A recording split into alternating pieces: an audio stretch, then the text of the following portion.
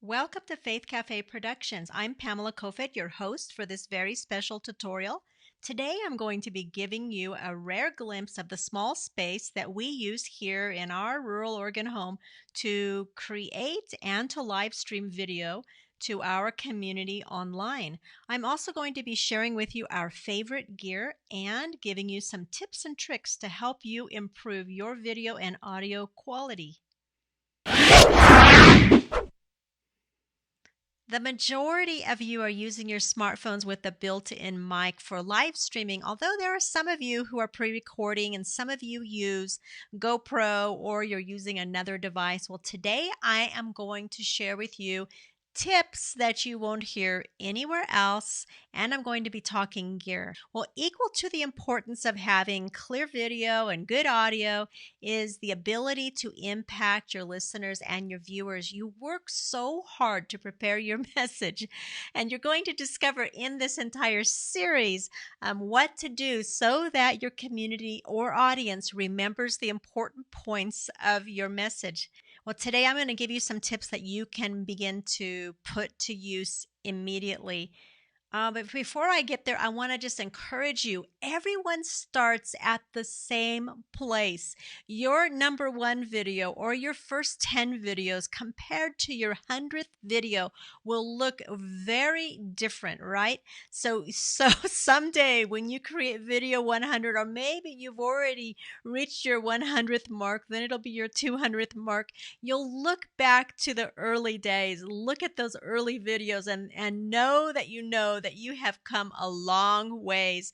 When you reach 100 or you reach number 200, it is time to bring on the celebration. Throw some confetti and celebrate, because that is quite a milestone. Now, this tutorial series that I'm doing now, Vern and I have been doing these video broadcasts. We are way beyond the 200 point. Haven't counted, but I think we're well on our way to 300, and we are still learning. Technology moves and advances so fast. So my first tip for you today has nothing really to do with gear, but it has everything to do with your success. I learned a long time ago that I easily forget the little things in the studio. I will forget things such as I will have all my lights on, but I'll forget my overhead light. Or I'll have everything plugged in, but I had forgotten to charge my iPhone. Just these little things can really make a big difference. And so I wrote down a checklist for myself. I have one that's taped onto my desk that I broadcast from. And I have one right here that I can carry with me when I'm broadcasting from away from home. And I have on this list things that I check for every time before I go live or before I pre-record. Now, some of the things are on my list are these, and I'll tell you what they are. You need to make up your own list. But my phone, I on my list is phone charged. Is my phone on do not disturb? If you don't have your phone set to do not disturb, then if you get a phone call, it will stop your broadcasting. It'll stop the flow. All right. So you got to check. Some of you need to check your internet connection before you go on. I have that on my list, although mine has been consistently good. I'm really thankful for that. On my list are the windows closed, and you may need to have your air conditioner off. The last thing you want to happen when you are recording or live streaming is to have your air conditioner come roaring on during your video. So make sure your air conditioning is off. I have lighting on my list. My equipment is connected and on. That is on my list. When I'm done, I make sure my equipment is off. That is on my list. And I have pray first on here. I have a few other things, but I recommend to you a top tip. Get yourself a 3x5 card. If you don't have no cards, you can fold a piece of paper or cut some paper. Make yourself a checklist and tape it onto the surface where you generally have your phone set up or your other recording video device. Take it with you when you go out. Make sure that you check your list and double check it. It's so easy to forget something that's really important to the success of your broadcasting. And then number 2 tip, the second tip is don't aim for perfection. In fact, if you aim for perfection, then you're going to lose you. We're not going to see your personality if you're trying to be perfect. What you want to do is be engaging. Release your message, be you, and have fun. All right, so I'm an activator. I don't know about you, but I have discovered that when I'm learning through video or learning through a sermon or another teaching that I'm listening to or something I'm reading, if there is nothing for me to do with the material that I've just received or learned about, I'm actually not learning. I'm just reading or I'm just listening. To really learn, there needs to be an activation. So I'm going to give you an activation, and I suggest that after today's tutorial that you make a very short 2 to 3 minute video introducing yourself. Just do a simple introduction. You can include something in your introduction that's kind of zany about you or fun or creative, or maybe something that would surprise most people because they didn't know that about you. So create that little 2 to 3 minute video and then post it wherever you would post it. Tag me in it or notify me that you have done this. And then if you would like me to, I'll go on, watch your video, and give you a little bit of feedback. Just let me know if you would like me to do that. So your first activation in this series is create the video introducing yourself to all of us.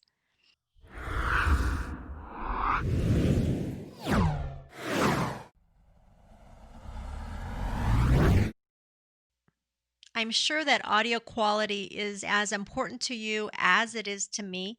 To have good quality audio, you need an external microphone with your cell phone or with whatever device you're using.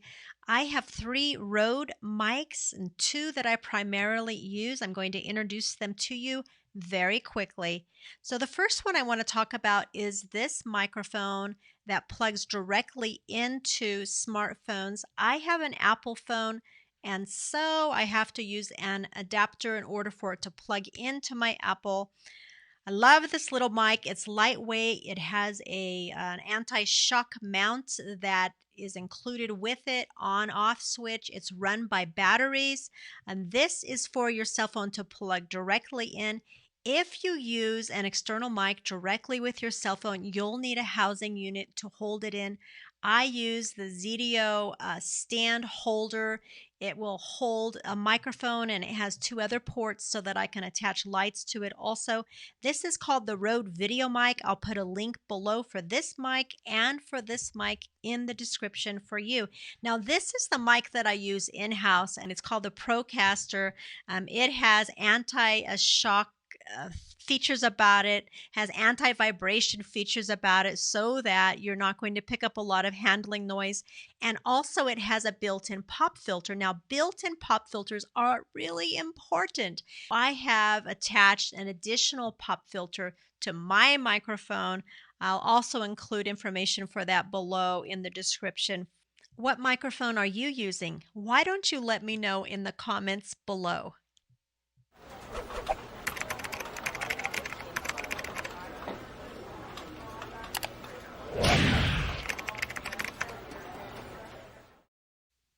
We moved some things in the small space studio, making it an even tighter squeeze. I'm going to do my best to introduce you to the mixer that we use in-house. To have a truly professional sound, you need a mixer and a good quality mic. This is the Zoom L8. Now, Zoom is a company that has been around for a number of years. They are known for their audio and recording equipment. This L8 is fabulous. We did a lot of homework before we decided on the mixer to go with.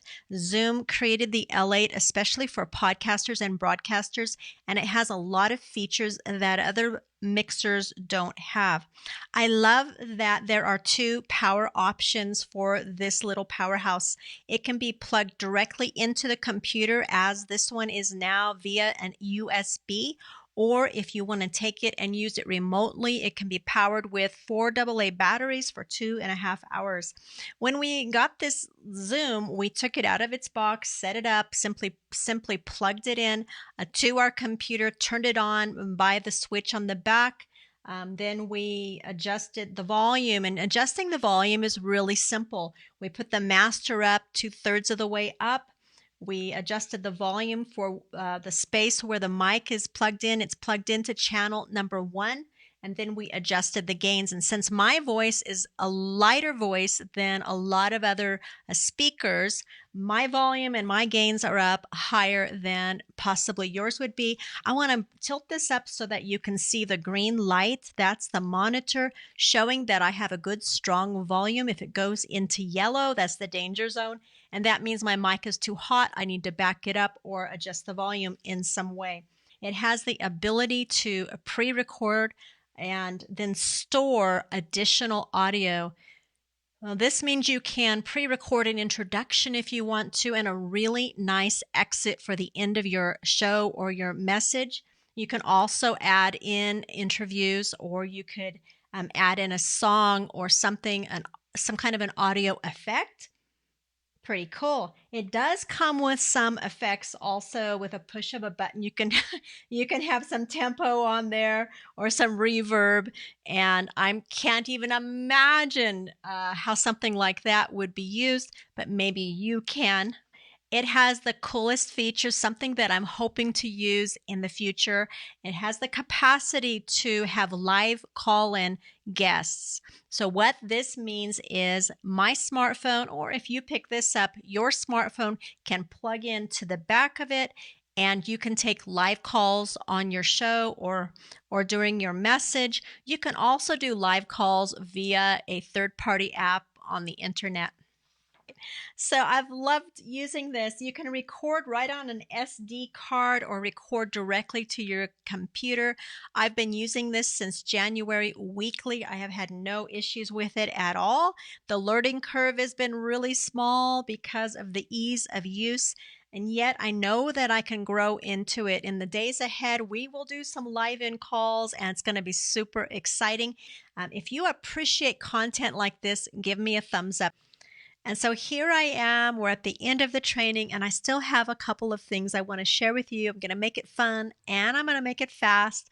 But first of all, you get a peek at the studio, at our humble beginnings, a peek that no one else has ever had. Here you go. I'm going to disappear, and I will be right back.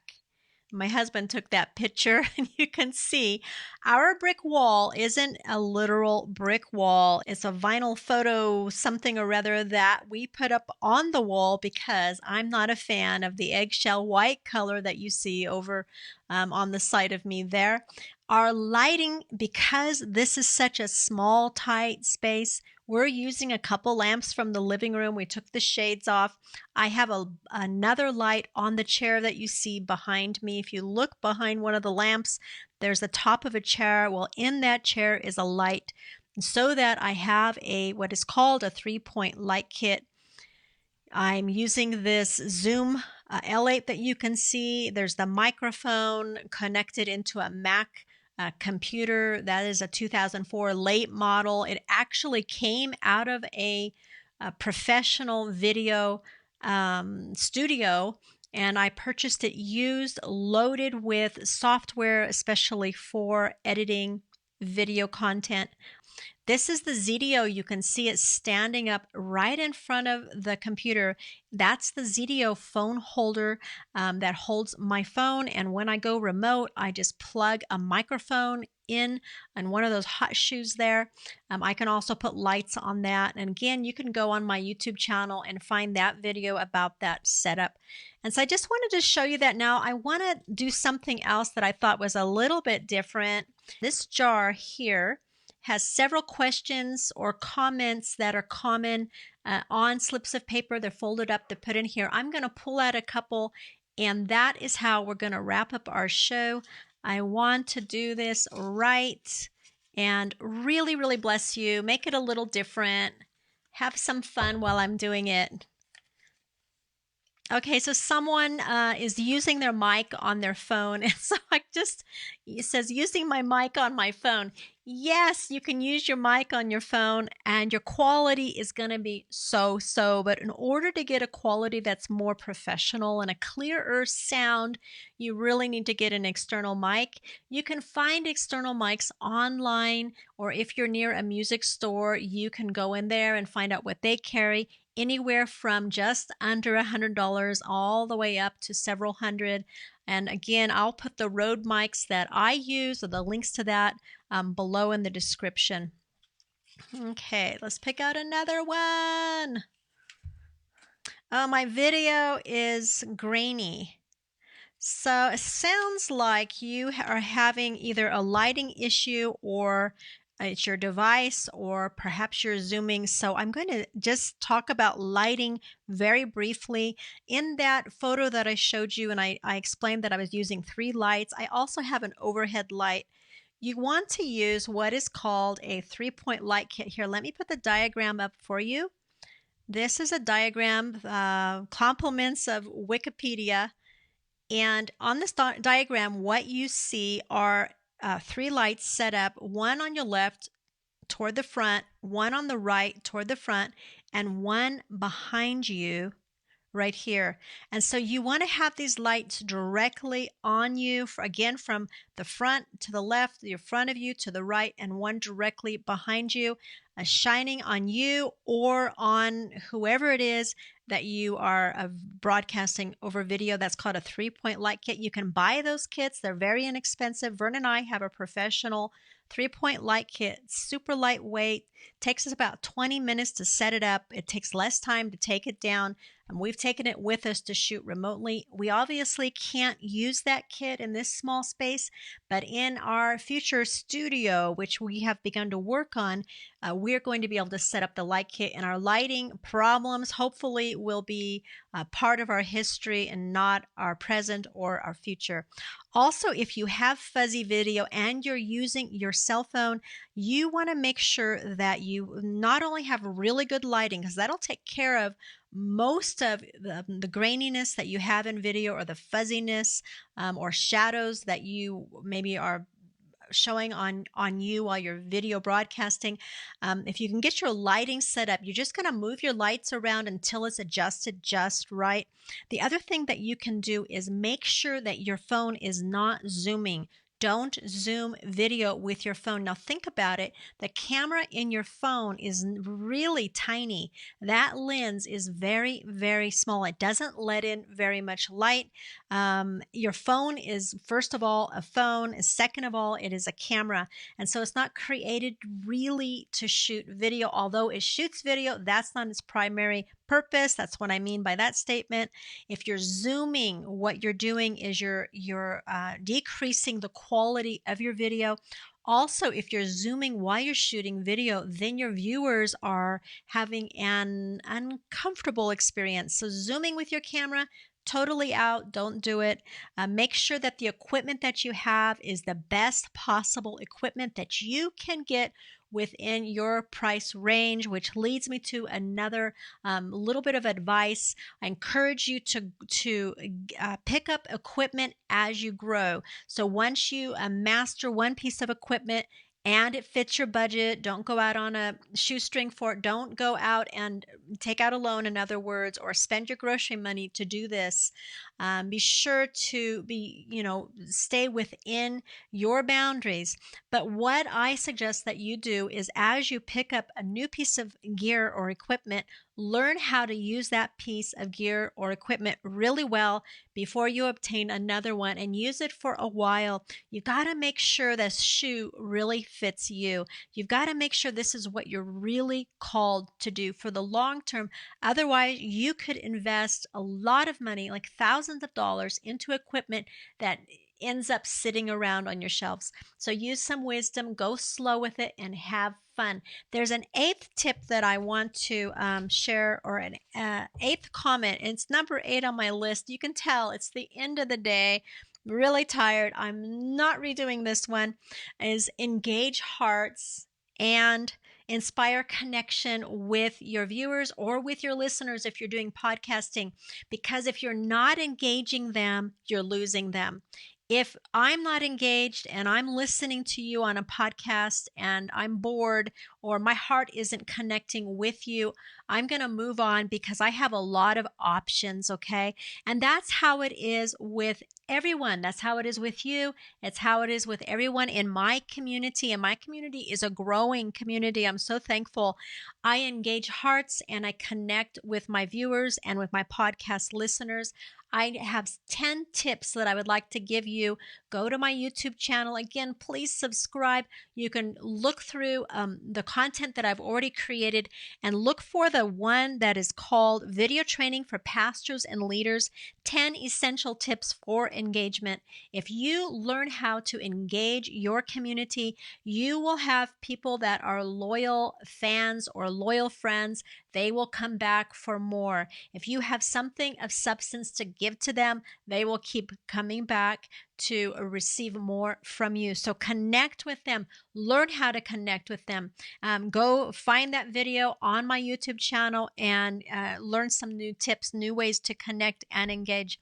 All right, I've got to go. This has been long enough. I want to remind you this is part of a series. And next in the series, speaking of engagement, I'm going to do a very brief tutorial training, or video training, to help you learn how to use stories, how to tell stories, testimonies, personal experiences concisely and powerfully and in a way that just causes us, your listeners, and us, your viewers, to sit on the edge of our seat to hear the rest of what you have to share. And that's going to be in the next training. I will have a special guest on that program with me who has an amazing, amazing testimony. So watch for that video on YouTube and on my Faith Cafe Productions page on Facebook.